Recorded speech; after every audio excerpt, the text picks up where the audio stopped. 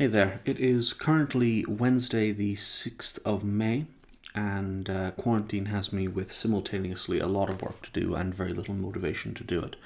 And as such, I've decided to jump on one of the ongoing bandwagons and do a little bit of a read through of one of my favourite books. That book being Interview with the Vampire by Anne Rice.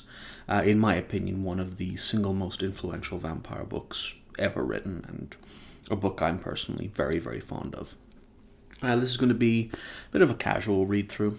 I'm not going to edit it together in any extensively professional context. I'm really just going to read through as I go. If I make a mistake, I'll just, correct it as I go, and I won't bother editing it out. I'm going to try and do roughly about 10 pages per day for the next, month and a bit. That should get us through pretty handily. Obviously, I'm not going to end in the middle of a sentence, so if a point runs on for an extra page or two, I'll do that and try and make everything a nice little cohesive chunk. And then at the end of those 10 pages every day, I'm going to just do a little bit of analysis, give some thoughts on the previous pages for that day, and some thoughts on the characters and the themes in the book in general. This is quite handy because I like to study the book and I like to get a deep read into it. And so this is quite handy as another rereading of the text and really forcing me to think deeply about it. And I hope it also is potentially useful for you if you're listening to this. A note on tone. I will occasionally, I'm afraid, sound like I hate this book. I do not. I love this book. I think there are some problems at points that I will not hesitate to point out. But overall, I just want to go into this by saying that I do really, really like this book. So, without further ado, I suppose we should just get into the reading. Part 1. I see, said the vampire thoughtfully, and slowly he walked across the room towards the window. For a long time he stood there against the dim light from Divisadero Street and the passing beams of traffic. The boy could see the furnishings of the room more clearly now. The round oak table, the chairs. A wash basin hung on one wall with a mirror. He set his briefcase on the table and waited. "But how much tape do you have with you?" asked the vampire, turning now so the boy could see his profile. "Enough for the story of a life?" "Sure, if it's a good life. Sometimes I interview as many as 3 or 4 people a night if I'm lucky. But it has to be a good story. That's only fair, isn't it?" "Admirably fair," the vampire answered. "I would like to tell you the story of my life, then. I would like to do that very much." "Great," said the boy, and quickly he removed the small tape recorder from his briefcase, making a check of the cassette and the batteries. "I'm really anxious to hear why you believe this, why you know," said the vampire abruptly. "We can't begin that way. Is your equipment ready?" "Yes," said the boy. "Then sit down. I'm going to turn on the overhead light." "But I thought vampires didn't like light," said the boy. "If you think the dark adds to the atmosphere..." But then he stopped. The vampire was watching him with his back to the window. The boy could make out nothing of his face now, and something about the still figure there distracted him. He started to say something again, but he said nothing, and then he sighed with relief when the vampire moved towards the table and reached for the overhead cord. At once the room was flooded with a harsh yellow light, and the boy, staring up at the vampire, could not repress a gasp. His fingers danced backwards on the table to grasp the edge. "Dear God," he whispered, and then he gazed speechless at the vampire. The vampire was utterly white and smooth, as if he were sculpted from bleached bone, and his face was as seemingly inanimate as a statue, except for 2 brilliant green eyes that looked down at the boy intently, like flames in a skull. But then the vampire smiled almost wistfully, and the smooth white substance of his face moved with the infinitely flexible but minimal lines of a cartoon. "Do you see?" he asked softly. The boy shuddered, lifting his hand as if to shield himself from a powerful light. His eyes moved slowly over the finely tailored black coat he'd only glimpsed in the bar. The long folds of the cape, the black silk tie knotted at the throat, and the gleam of the white collar that was as white as the vampire's flesh. He stared at the vampire's full black hair, the waves that were combed back over the tips of the ears, the curls that barely touched the edge of the white collar. "Now, do you still want the interview?" the vampire asked. The boy's mouth was open before the sound came out. He was nodding. Then he said, "Yes." The vampire sat down slowly opposite him and, leaning forward, said gently, confidently, "Don't be afraid. Just start the tape." And then he reached out over the length of the table. The boy recoiled, sweat running down the sides of his face. The vampire clamped a hand on the boy's shoulder and said, "Believe me, I won't hurt you. I want this opportunity. It's more important to me than you can realize now. I want you to begin." And he withdrew his hand and sat collected, waiting. It took a moment for the boy to wipe his forehead and his lips with a handkerchief, to stammer that the microphone was in the machine, to press the button, to say that the machine was on. "You weren't always a vampire, were you?" he began. "No," answered the vampire. "I was a 25-year-old man when I became a vampire, and the year was 1791. The boy was startled by the preciseness of the date, and he repeated it before he asked, "How did it come about?" "There's a simple answer to that. I don't believe I want to give simple answers," said the vampire. "I think I want to tell the real story." "Yes," the boy said quickly. He was folding his handkerchief over and wiping his lips now with it again. "There was a tragedy," the vampire started. "It was my younger brother. He died." And then he stopped, so that the boy cleared his throat and wiped at his face again, before stuffing the handkerchief almost impatiently into his pocket. "It's not painful, is it?" he asked timidly. "Does it seem so?" asked the vampire. "No." He shook his head. "It's simply that I've only told this story to one other person, and that was so long ago. No, it's not painful. We were living in Louisiana then.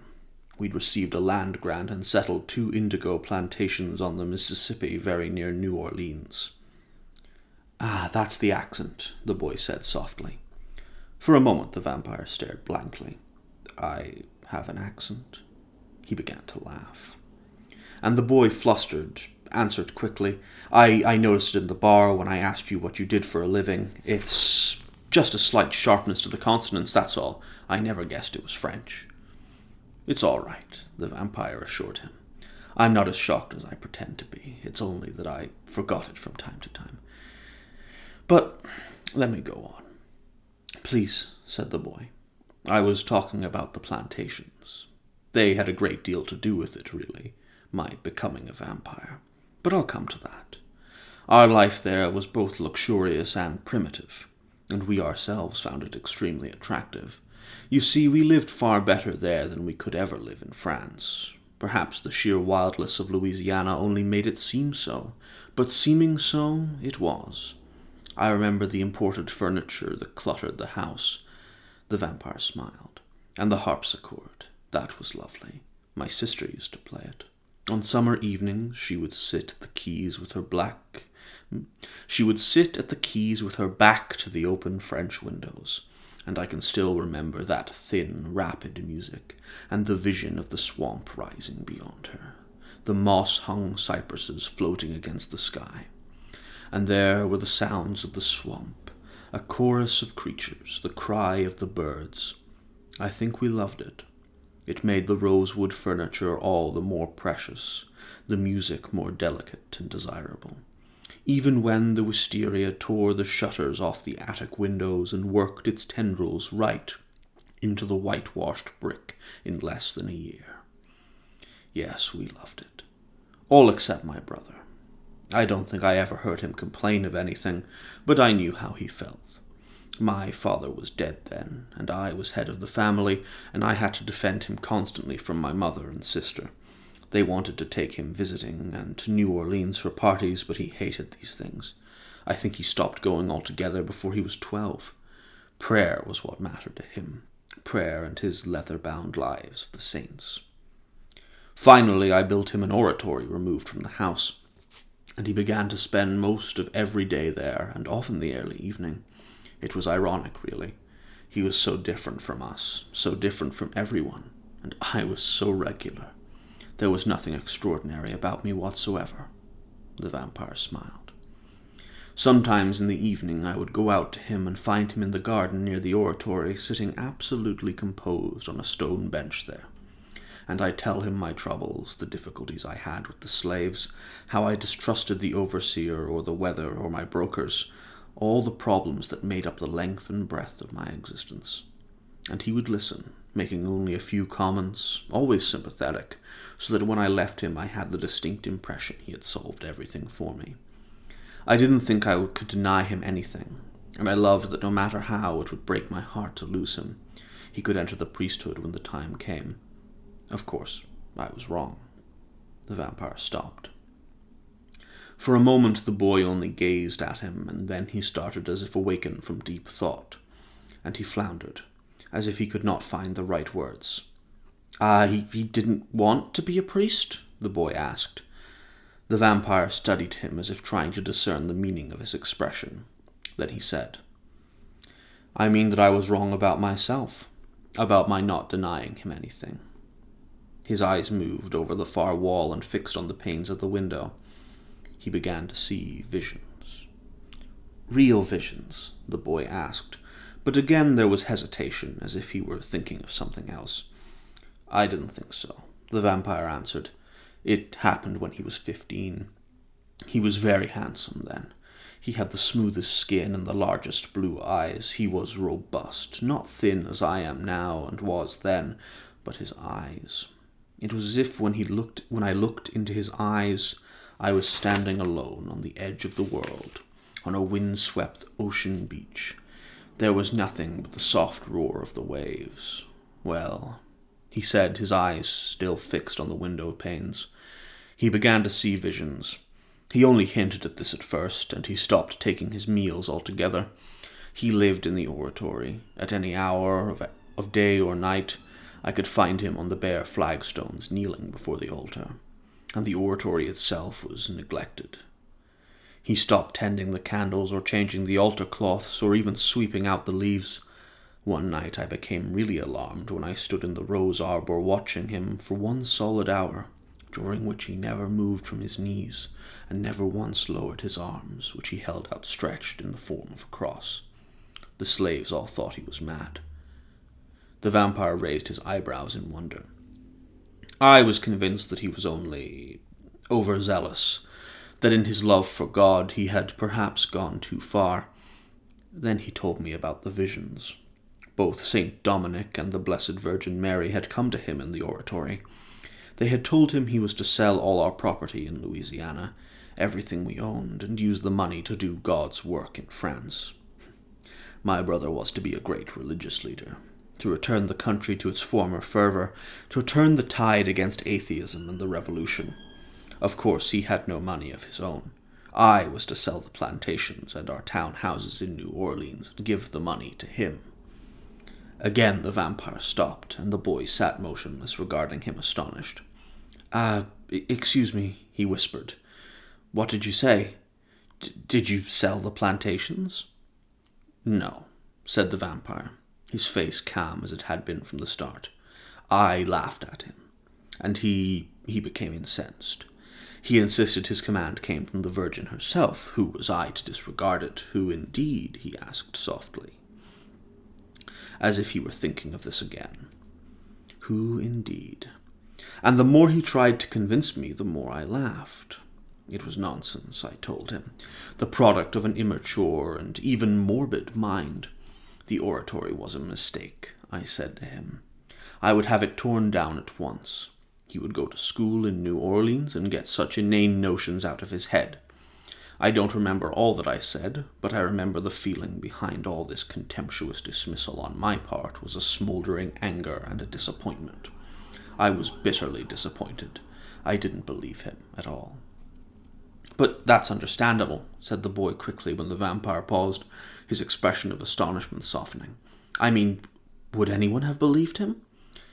Is it so understandable? The vampire looked at the boy. I think perhaps it was vicious egotism. Let me explain. I loved my brother, as I told you, and at times I believed him to be a living saint. I encouraged him in his prayer and meditations, as I said, and I was willing to give him up to the priesthood.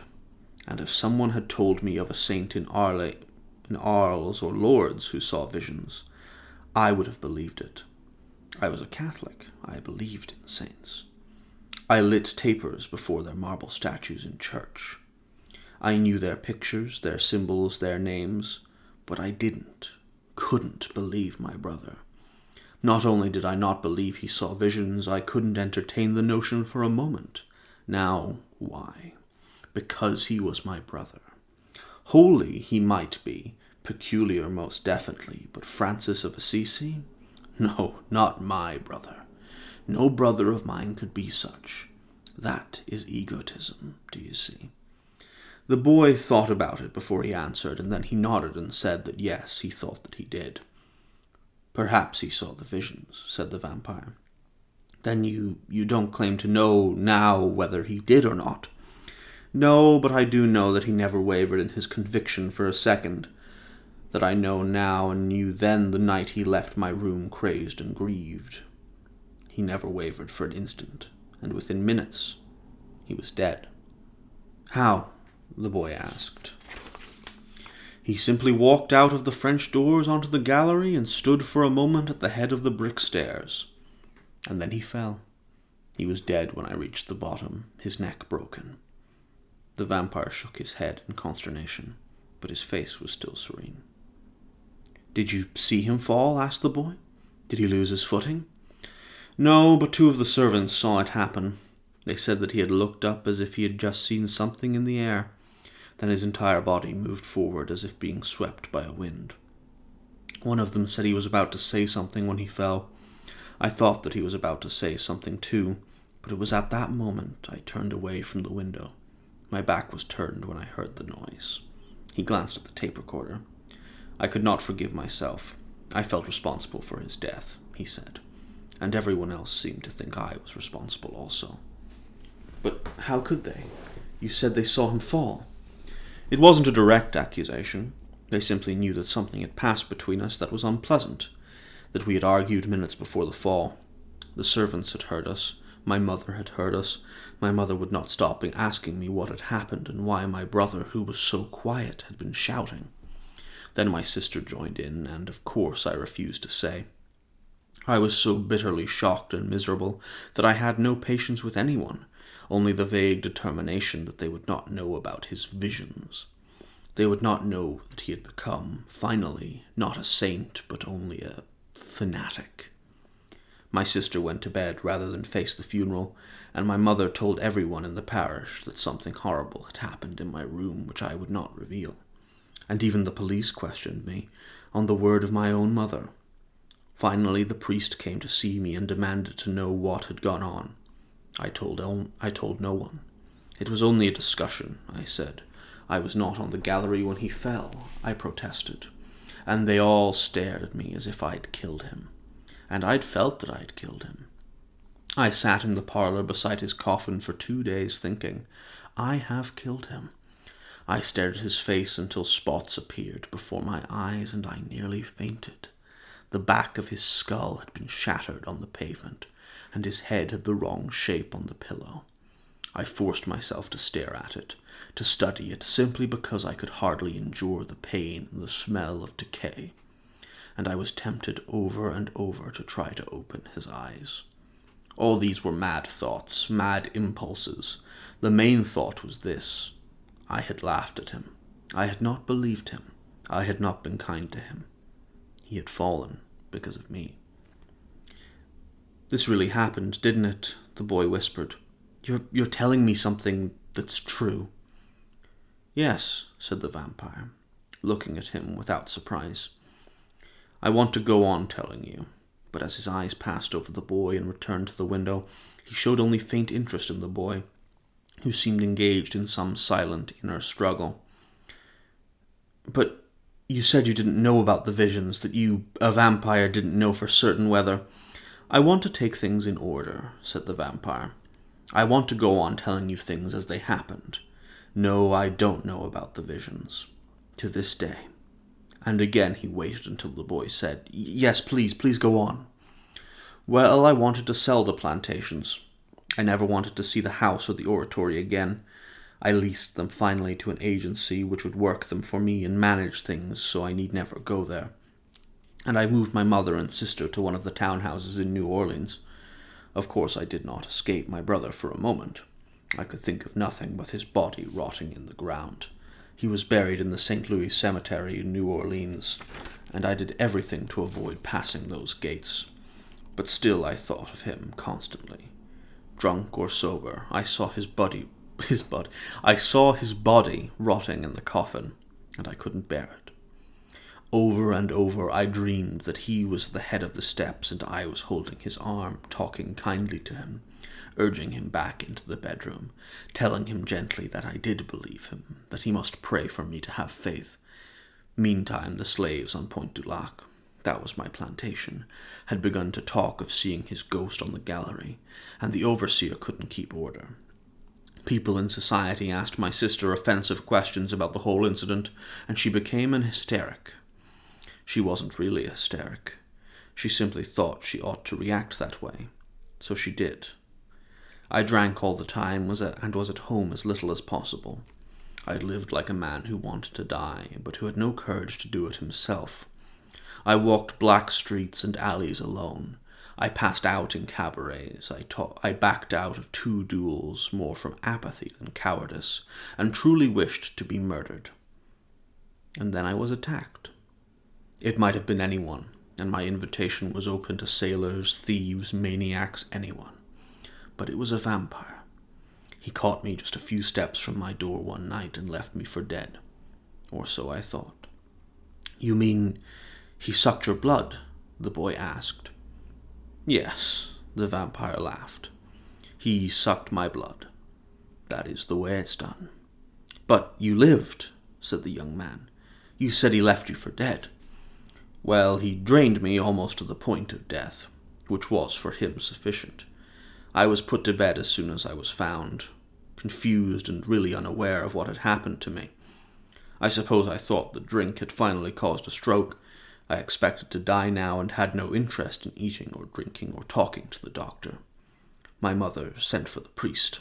I was feverish by then, and I told the priest everything, all about my brother's visions and what I had done. I remember I clung to his arms, making him swear over and over he would tell no one. "I know I didn't kill him," I said to the priest finally. "It's that I cannot live now that he's dead, not after the way I treated him." "That's ridiculous," he answered me. "Of course you can live. There's nothing wrong with you but self-indulgence. Your mother needs you, not to mention your sister. And as for this brother of yours, he was possessed of the devil." I was so stunned when he said this I couldn't protest. The devil made the visions, he went on to explain. The devil was rampant. The entire country of France was under the influence of the devil, and the revolution had been his greatest triumph. Nothing would have saved my brother but exorcism, prayer, and fasting. Men to hold him down while the devil raged in his body and tried to throw him about. The devil threw him down the steps. "It's perfectly obvious," he declared. "You weren't talking to your brother in that room. You were talking to the devil." Well, this enraged me. I believed before that I had been pushed to my limits, but I had not. He went on talking about the devil, about voodoo amongst the slaves and cases of possession in other parts of the world, and I went wild. I wrecked the room in the process of nearly killing him. "But your strength, the vampire?" asked the boy. "I was out of my mind," the vampire explained. "I did things I could not have done in perfect health.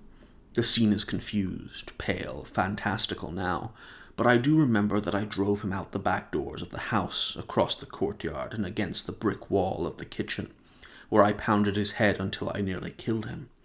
When I was subdued finally, and exhausted then, almost to the point of death, they bled me. The fools. But I was going to say something else. It was then that I conceived of my own egotism. Perhaps I'd seen it reflected in the priest. His contemptuous attitude towards my brother reflected my own. His immediate and shallow carping about the devil, his refusal to even entertain the idea that sanctity had passed so close. But he did believe in possession by the devil. There is a much more mundane idea, said the vampire immediately. People who cease to believe in God or goodness altogether still believe in the devil. I don't know why. No, I do indeed know why. Evil is always possible, and goodness is eternally difficult. But you must understand, possession is really another way of saying someone is mad. I feel it was, for the priest. I'm sure he'd seen madness.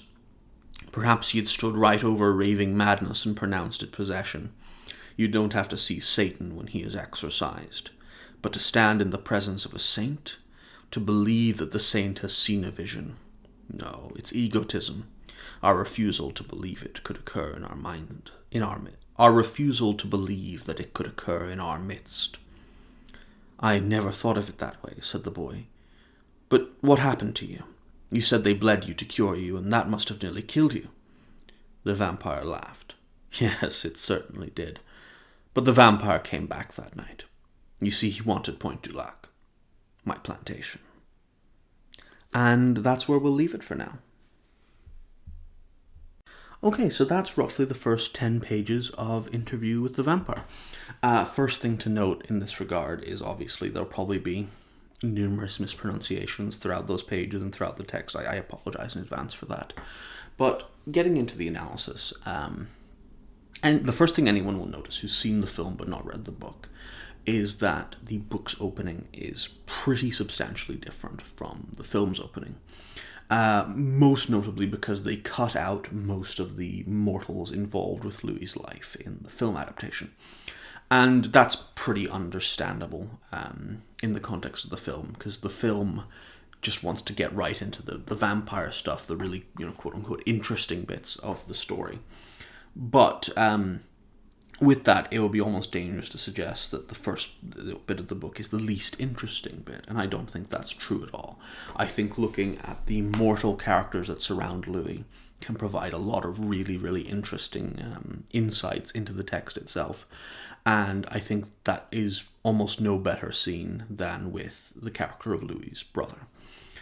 Because Louis's brother provides a very, very interesting contrast to a lot of the cynicism and kind of crisis of faith that's going on thematically within this text. Obviously, Anne Rice herself was born a Catholic. She has gone back and forth on Catholicism throughout her life. I'm not sure what her current stance on it is, but it would be very, very fair to say she's struggled with her faith throughout her life, and within this book you can definitely see that thematically.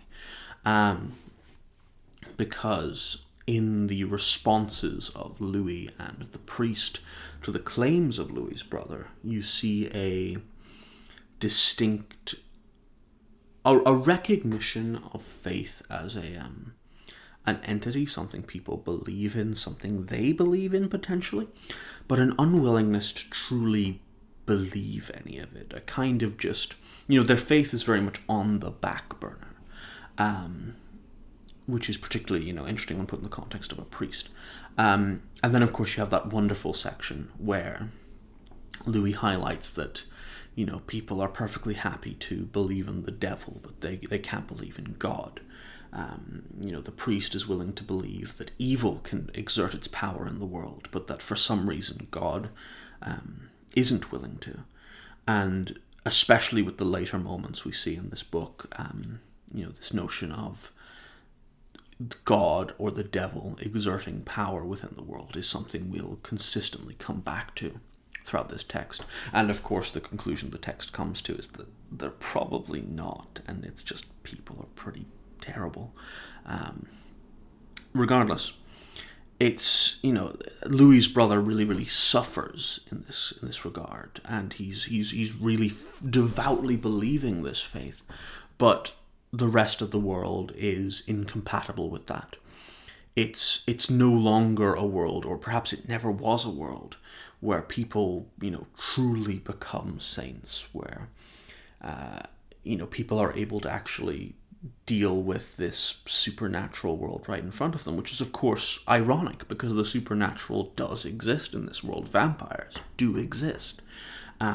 It's just not the supernatural they were expecting. It seems that, in a way, the devil does have influence in this world, even though he may not actually exist. It's more of a metaphorical devil. And that's one of the ways where Louis's brother, who is, at first seems kind of incongruous with the rest of this text, because he's a really, really religious figure, but through his devoutness, his deep religion, he becomes a contrast to Louis, who is just, like, by the novel's end, unable to believe in any regard. He has his faith, his belief in God or the devil completely destroyed, despite the fact that he has become a supernatural monster. And I think that's really, really interesting. Another point that I have down here that I noticed for the first time while reading through these 10 pages is the fact that the interviewer points out that Louis has an accent.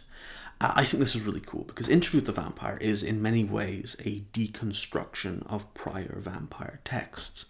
It takes a lot of the tropes that we would expect to be seen in the vampire genre and completely flips them on their head. And one of the ways it often does this is by basically ripping scenes out of Dracula and flipping them around. And it kind of does this. There's kind of a tenuous link that I noticed here, in which the interviewer remarks that Louis has an accent, which is just slightly amusing because one of the most iconic depictions of a vampire, Bela Lugosi's Dracula, is a character that has its vampirism defined by an accent. The only distinctly noticeable trait of Bela Lugosi's Dracula that makes him a vampire is his accent. The cape and such also comes along, and Louis is of course wearing a cape in this scene. But it's the accent that defines the vampire's otherness, their foreignness. They're scary. They're terror essentially. But the really interesting thing here is, as opposed to being any quote-unquote foreign accent in this regard, it's a French accent. It's an old-world Western accent that the vampire takes on, suggesting that these terrible creatures, these horrible monsters, they aren't just foreign, dark creatures. They also exist within Western society, within our own cultures. Of course, this is America that the story's taking place in the 70s, so France is technically a different culture, but it is all part of that same Western cultural hodgepodge, especially because it, starts out in New Orleans. And it's particularly interesting if you kind of see it as like a weird reverse colonization in which the vampires, over the course of the story, go to the old world themselves from the new world, which is almost reminiscent of Dracula's transition from Transylvania to London, except in this instance you have characters who were themselves colonizers going back to the old world. But that's all way out further in the text, and we'll talk about that stuff as it comes up. I just thought it was really, really interesting. One more thing to note in regards to this, regarding the character of Lestat. We haven't met Lestat yet properly, but we've come across him towards the very end there. He's the vampire that attacks Louis. We see a mention of Lestat's motivation for attacking Louis. Now, obviously, later texts in the series kind of contradict this a little bit. I'm going to be focusing mainly on Interview with the Vampire as a contained text, but I also think in this particular regard, I kind of buy Louis' opinion on this issue more than I buy the opinion Lestat gives in later books on this issue. But Louis remarks that the reason Lestat comes back to Louis is his plantation. Obviously, Lestat is going around attacking people in New Orleans. That's implied. It's implied that he's kind of seen Louis and picked him out as someone who he's going to attack, but he's not just going to kill. because he usually just kills people. And it seems that the reason he goes after Louis is because of this plantation, this opportunity for wealth. And it paints the vampire, and it paints Lestat in this context as a very economic, very capitalist predator, where his motivation for attack is he doesn't just drain blood, he wants to drain resources and drain wealth. And the way Lestat financially attaches himself to Louis, he becomes effectively an economic parasite as well as a blood-sucking parasite. And that's all stuff that we'll get into probably in the next 10 pages and beyond. But it's just something to keep in mind as we go into the rest of the book and we consider that, what is Lestat draining from Louis? Because Lestat has drained Louis's blood, but he's not just doing that. He's draining a lot of other things too. And that's one of the big thematic things that I want to address as we go forward. So anyway, that's a bit of a very scattered analysis on the first 10 pages. I hope it was relatively interesting or, at least helpful in some regard, and not too all over the place. But, I'll be back tomorrow, or hopefully tomorrow. I might skip a day every now and again, depending on how I'm feeling. Obviously, quarantine is an interesting time. But yeah, if this is of any use to anyone, I really hope it is. And, I shall see you again soon for the next 10 pages of Interview with the Vampire.